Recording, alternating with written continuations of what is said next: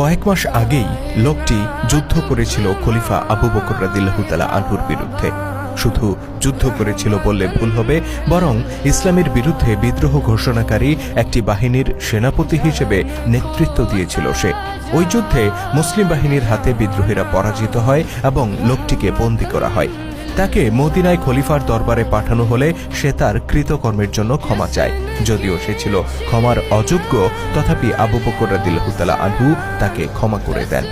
মজার বিষয় হচ্ছে, এই ঘটনার কয়েক মাস পার হতে না হতেই লোকটি খলিফার সাথে সাক্ষাৎ করে আর এমন একটি আবদার করে বসে যাকে রীতিমতো মামার বাড়ির আবদার বলা চলে। সে খলিফাকে অনুরোধ করে বলে, অমুক জায়গায় একখণ্ড জমি পড়ে আছে, আমাকে জমিটি লিখে দিন যেন আমি সেখানে চাষবাস করতে পারি। যে লোকটি মাত্র কয়েক মাস আগে ইসলামী রাষ্ট্রের বিরুদ্ধে যুদ্ধ করল, সেই লোকটি এখন রাষ্ট্রের একখণ্ড জমি বিনামূল্যে পেতে চাচ্ছে। বিষয়টাকে মামার বাড়ির আবদার না বলে উপায় আছে কি?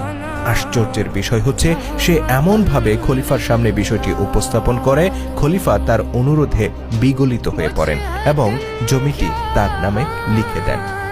কিন্তু লোকটির কপাল ছিল নেহায়েত মন্দ। শেষ পর্যন্ত জমিটি ভোগ করার সৌভাগ্য তার হয়নি, বরং এক প্রকার অপমানিত হয়ে সেদিন তাকে খলিফার দরবার থেকে চলে যেতে হয়েছিল। প্রশ্ন হচ্ছে, কে ছিল সেই ধুরন্ধর ব্যক্তি? কিভাবে সে খলিফাকে জমি দানের ব্যাপারে রাজি করিয়েছিল, আর শেষ পর্যন্ত কেনই বা সে তা ভোগ করতে পারেনি? ইতিহাসের মজার সেই ঘটনাই তুলে ধরব আজকের পর্বে। রাসূলুল্লাহ সাল্লাল্লাহু আলাইহি সাল্লাম ইন্তেকাল করার পর যখন আবু বকর রাদিয়াল্লাহু তাআলা আনহু খলিফা হিসেবে দায়িত্ব গ্রহণ করেন, তখন আরবের অধিকাংশ গোত্র ইসলামের বিরুদ্ধে বিদ্রোহ করে। ফলে আরবে সৃষ্টি হয় একটি নাজুক পরিস্থিতি। একদিন মদিনায় একটি প্রতিনিধি দল আসে। সেই দলে গাতাফান গোত্র, বনু আসাদ, বনু ফাজারা, বনু বকর সহ বেশ কয়েকটি গোত্রের নেতারা ছিল। তাদের মধ্যে একজন ছিল ওয়াইনা নামে। লোকটি ছিল বনু ফাজারা গোত্রের গোত্রপতি। তার কথা আমাদের বিশেষভাবে মনে রাখতে হবে, কেননা সেই আমাদের আজকের গল্পের মূল চরিত্র। উক্ত দলটি খলিফার সাথে সাক্ষাৎ করে বলে, তারা মুসলিম হিসেবে নামাজ পড়বে, কিন্তু কোনো জাকাত দেবে না। এরা ছিল সেই সব গোত্রের সদস্য যারা প্রতিনিধি দলের বছরে দলে দলে ইসলাম গ্রহণ করেছিল। ইসলামের প্রকৃত মর্ম উপলব্ধি ছাড়াই বরং রাজনৈতিক সুবিধা পাওয়ার জন্য তারা ইসলাম গ্রহণের ব্যাপারে আগ্রহী হয়েছিল। রাসূলুল্লাহ ইন্তেকাল করার পর সৃষ্ট নাজুক পরিস্থিতির সুযোগ নিয়ে তারা জাকাত থেকে নিষ্কৃতি পেতে চাইল। তবে তাদের এই প্রস্তাব সরাসরি নাকচ করে দেন খলিফা আবু বকর রাদিয়াল্লাহু তাআলা আনহু। তিনি আগত দলটিকে স্পষ্ট জানিয়ে দেন, যারা জাকাত দিতে গড়িমসি করবে তিনি তাদের বিরুদ্ধে প্রয়োজনে যুদ্ধ করবেন। খলিফার এই স্পষ্ট বক্তব্য শোনার পর উক্ত দলটি বিক্ষুব্ধ হয়ে মদিনা ত্যাগ করে এবং খলিফার বিরুদ্ধে ষড়যন্ত্রে লিপ্ত হয়। এদিকে রাসূলুল্লাহর ইন্তেকালের পর আরবে যে কয়জন ভণ্ড নবীর উত্থান ঘটেছিল, তাদের মধ্যে একজন ছিল তুলাইহা ইবনে খুয়াইলিদ। সে ছিল বনু আসাদ গোত্রের গোত্রপতি। সে নিজেকে নবী হিসেবে দাবি করে এবং নিজের অনুসারীদেরকে নিয়ে একটি সেনাবাহিনী গড়ে তোলে। ভণ্ড নবী তুলাইহার এই বাহিনীতে যোগ দেয় পূর্বোক্ত ওয়াইনা নামের ব্যক্তি। ওয়াইনার একার পক্ষে সম্ভব ছিল না খলিফার বিরুদ্ধে যুদ্ধ করা, তাই সে তার গোত্রের যোদ্ধাদের নিয়ে তোলাইহার বাহিনীতে যুক্ত হয়।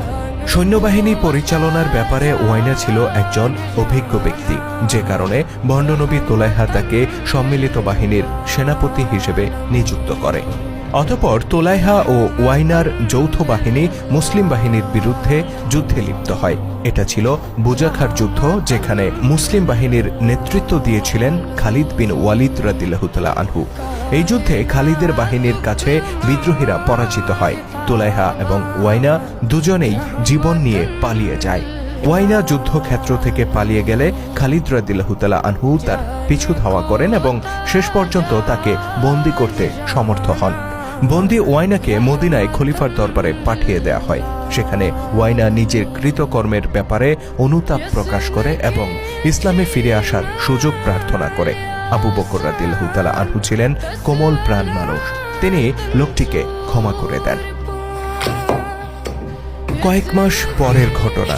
খলিফার দায়িত্ব গ্রহণ করার পর যে নাজুক পরিস্থিতির সৃষ্টি হয়েছিল, আবু বকর ততদিনে তা অনেকটাই সামাল দিয়েছেন। আরবের গোত্রগুলো পুনরায় ইসলামের ছায়াতলে ফিরে এসেছে এবং সম্পূর্ণ জাজিরাতুল আরবে শান্তি প্রতিষ্ঠিত হয়েছে। একদিন সেই ওয়াইনাকে দেখা গেল মদিনায় আসতে। লোকটি খলিফা আবু বকরের সাথে সাক্ষাৎ করতে চাইলে খলিফা তাকে মসজিদে নববীতে ডেকে পাঠান। সেখানে কুশলাদি বিনিময় করার পর ওয়াইনা তার আগমনের উদ্দেশ্য ব্যক্ত করে। সে একখণ্ড বিরান ভূমির কথা উল্লেখ করে বলে, জমিটি কোনো কাজে লাগছে না, বছরের পর বছর পতিত অবস্থায় থাকার কারণে বর্তমানে তার চাষবাসের অযোগ্য হয়ে পড়েছে। খলিফাকে সে বলে, আপনি যদি আমাকে জমিটি দান করেন তাহলে আমি সেখানে চাষাবাদের চেষ্টা করব। খলিফাকে প্রভাবিত করার উদ্দেশ্যে সে বলে, জমিটি পতিত থাকলে তা কারোই কোনো উপকারে আসবে না, আর যদি আমাকে সেখানে চাষাবাদ করার সুযোগ দেন তাহলে আমিও লাভবান হব, রাষ্ট্রও লাভবান হবে। খলিফা বিষয়টিকে ইতিবাচকভাবেই নিলেন। উপস্থিত বিশিষ্ট সাহাবীদের মতামত চাইলে তারাও কোনো আপত্তি করলেন না। অতঃপর খলিফা একটি দলিল করে জমিটি ওয়াইনার নামে লিখে দেন। ওয়াইনা যে মতলব নিয়ে মদিনায় এসেছিল তা মোটামুটি সফল হয়ে গিয়েছিল, কিন্তু বিপত্তি বাধে খলিফা আবু বকরের একটি কথায়। তিনি বলেন, তুমি খুঁজে দেখো ওমর কোথায়, এই দলিলে তার স্বাক্ষর নাও, তার স্বাক্ষর না নিলে এই দলিল বৈধ হবে না। এখানে উল্লেখ্য যে ওমর রাদিয়াল্লাহু তাআলা আনহু ছিলেন খলিফা আবু বকরের পরামর্শদাতা।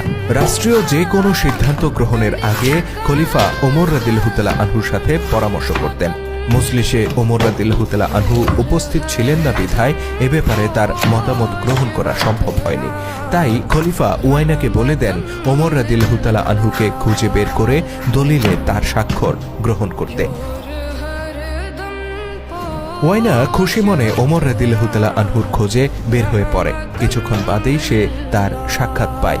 সালাম ও কুশলাদি বিনিময় করে সে খলিফার লেখা দলিলের ব্যাপারে হযরত ওমর রাদিয়াল্লাহু তাআলা আনহুকে অবগত করে।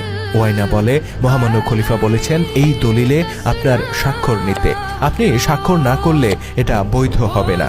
ওমর রাদিয়াল্লাহু তাআলা আনহু দলিলটি হাতে নিয়ে পড়তে শুরু করেন। দলিলটি পড়ার পর তিনি রাগে ফেটে পড়েন এবং তৎক্ষণাৎ সেটি ছিঁড়ে ফেলে দেন। তার এই কাণ্ড দেখে হতভম্ব হয়ে যায় ওয়াইনা। সে বলে, এটা কেমন স্পর্ধা আপনার, খলিফার নিজের হাতে লেখা দলিল আপনি ছিঁড়ে ফেললেন। জবাবে ওমর রাদিয়াল্লাহু তাআলা আনহু বললেন, তিনি কি বলেননি যে আমি স্বাক্ষর না করলে এই দলিল বৈধ হবে না? আল্লাহর কসম, আমি কখনো এই দলিলে স্বাক্ষর করব না। হতভম্ব ওয়াইনা জিজ্ঞেস করল, কেন আপনি এতে স্বাক্ষর করবেন না? জবাবে ওমর রাদিয়াল্লাহু তাআলা আনহু বলেন, তুমি ইসলামের কি এমন খ্যাতমত করেছো যে তোমাকে এই বিশাল জমি লিখে দেয়া হবে? তুমি তো একজন সুবিধাবাদী ব্যক্তি।